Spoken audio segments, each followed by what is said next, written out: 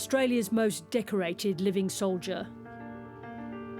On behalf of all Australians, how proud we are of you, how much you mean to us. Charged on 5 counts of war crime murder. It will be alleged the victims were detained, unarmed, and were under the control of ADF members when they were killed. It will be alleged the victims were shot by the accused or shot by subordinate members of the ADF in the presence of and acting on the orders of the accused.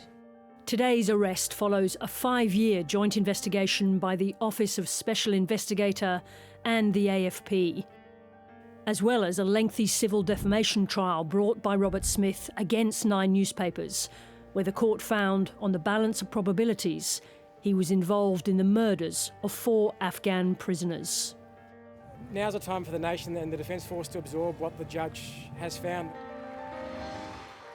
Ben Robert Smith has always maintained his innocence. Nick McKenzie is one of the reporting duo, along with former ABC reporter Chris Masters, that revealed the allegations against the soldier. Nick McKenzie joins me now. Welcome, Nick. Good to be with you. Now, this has been a huge part of your reporting life for a long time. If I can just get your response, first of all, to those images we just saw and the news of the arrest. Well, we first heard of the allegations that Ben Robert Smith had allegedly murdered unarmed Afghans back in 2017. So it's been a 10-year journey of digging for the truth. To have this historic arrest and charging today, it's grim news, it's ugly news, but it's important news. Yes, a jury will decide the ultimate outcome, but to have somebody so high profile, the face of the nation's contribution to Afghanistan, still backed by those very powerful figures you mentioned, to enter the criminal justice system, to know that no one's above the law, it's a historic and important day. And just to be clear on the subject of truth, of course, this will now go to trial where Ben Robert Smith is entitled to a fair and proper trial. That's for the courts to do. But in this moment, tell us, what is the OSI, this investigative group that, along with the AFP, has brought us to this moment today?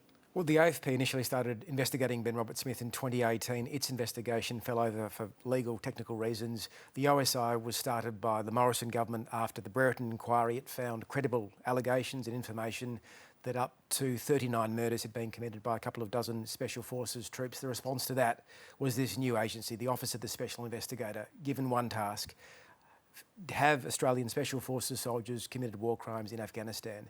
And very soon, its key or principal target became Ben Robert Smith. It's been working for 5 years. Most of its investigations have been directed towards him, and today we have the fruits of its labour. Now, you know, coming at this from a different perspective, that of a journalist, exactly how hard it is to gather information. Of course, as I just said, in this case, this will now go into the criminal justice system with its bar of truth that it must meet.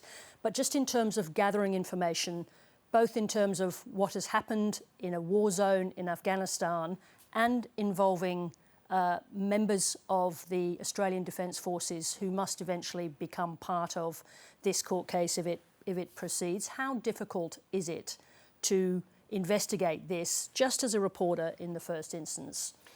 Well, it's tremendously difficult. You're investigating alleged crimes that have taken place thousands of kilometres away. You're investigating conduct allegedly taken out by some members of the most secretive elite fighting force Australia has. The journalism task is difficult. What's been really difficult, though, is those brave SAS witnesses. Now, their allegations are yet to be tested. They will be tested and weighted by a jury. But for them to come forward and say, well, we served our country bravely, like Ben Robert Smith did, alongside him in Afghanistan, but we saw things with our own eyes we feel uncomfortable about. Those soldiers then had to tell their truths in a defamation civil case, call it the dress rehearsal for what's now going to unfold in the criminal courts. These brave soldiers, some of them broke down after they testified. So difficult was it for them to stand up and speak out, but they did do that. Ultimately, this is a story, I think, of soldiers speaking up about what they saw and what mattered to them, which is Australian soldiers should conduct themselves ethically. They are not above the rule of law. And we're not the Taliban. We're diggers, as one SAS soldier told me just today.